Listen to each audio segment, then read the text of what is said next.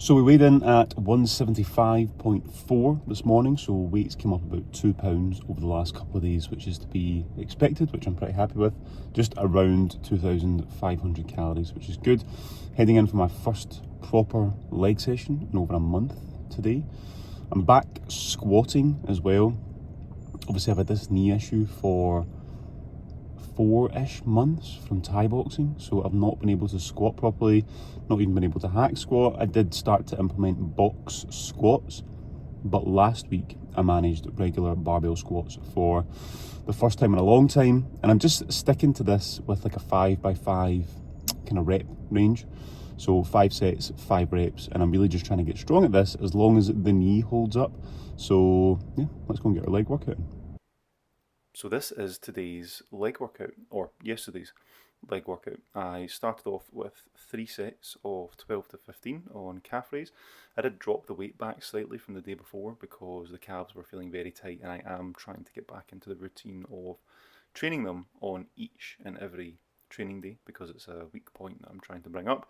So I don't really want to have the worst DOMs. So we dropped the weight back slightly and got 3 sets of 12 done. I then moved on to adductors. I had 3 sets of 10 to 12 reps on adductors. I think we started off with 50 kilos and I worked my way up to 54 kilos, which again felt pretty easy, didn't reach failure, so I will definitely be increasing the weight on these next week as well. Third movement of the day is seated hamstring curls. Now I done these before squats. Obviously I've still been having this knee issue, and I find that training hamstrings directly before doing squats seems to help alleviate quite a lot of the knee issues, which you'll see in this video. I didn't have any knee issues going through 5 sets of 5 on squats. We had 4 sets of 10 to 12 reps on this, and the hamstrings are definitely feeling it today.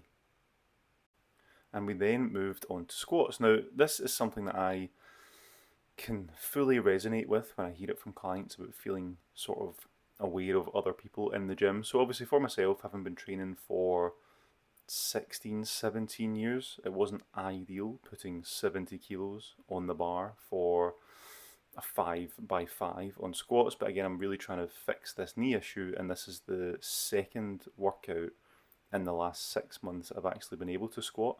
So I'm just sort of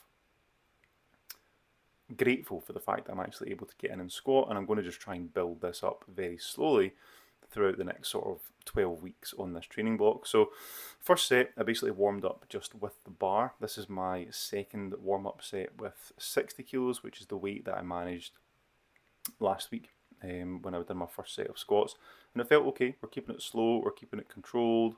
There's no swinging, there's no bum wink at the bottom, heels aren't coming up, so everything is looking absolutely perfect for the form on these squats. And obviously I'm quite tall, I'm 6'4", so it is difficult. It's a difficult movement, there's a long range of motion, but it's always something I've enjoyed.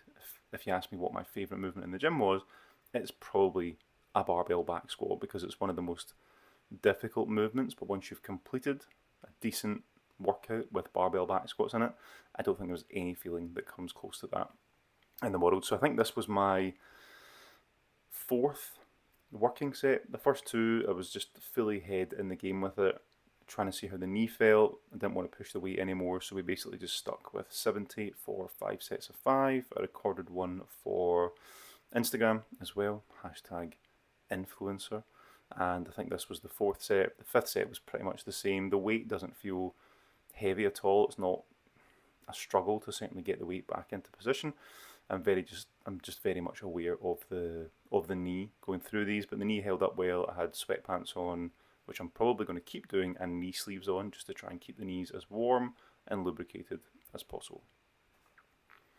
I then moved on to the final movement of the day, which was the leg extension, and I had 3 sets of 12 to 15 reps. So legs were definitely feeling it by this point. This is probably one of the best leg workouts that I've had in the last sort of 5 weeks or so. When I couldn't squat, I was doing lots of leg press work, so I was still getting decent kind of quad activation, hamstring activation, glute activation, but I was definitely feeling it here because the last 4 weeks the training has definitely been subpar, and I can tell you I'm feeling it today because I probably have the worst leg DOMs in the world. But we managed to get it done, and I felt a lot better after the workout. I had my second lower body workout to get done towards the end of the week this week as well, so I'm hoping that the DOMs will be gone by then.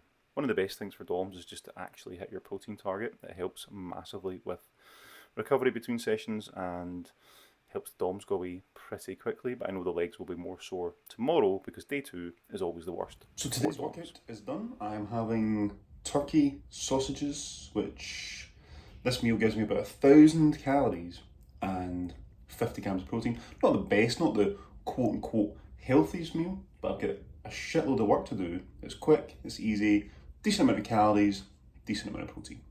So work is done and I'm just about to have my dinner. I'm having a takeaway from Beef It for healthy meals.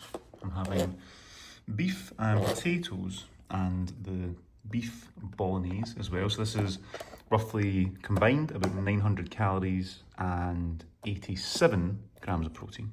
It is currently 9:45 in the evening. The wee guy is in his bed, Christina is in bed. I am having a salty peanut protein bar and I'm going to have 2 scoops of Gold Standard Whey, which brings me up over my protein target for the day and around 2,480-ish calories. So I'm going to eat that, finish a wee bit of work, go to bed and do it all again tomorrow. So last meal of the day is going down. We have 64 grams, which is basically 2 scoops of this, which gives me 48 grams of protein, and we have 20 grams of creatine monohydrate. That's the last meal of the day.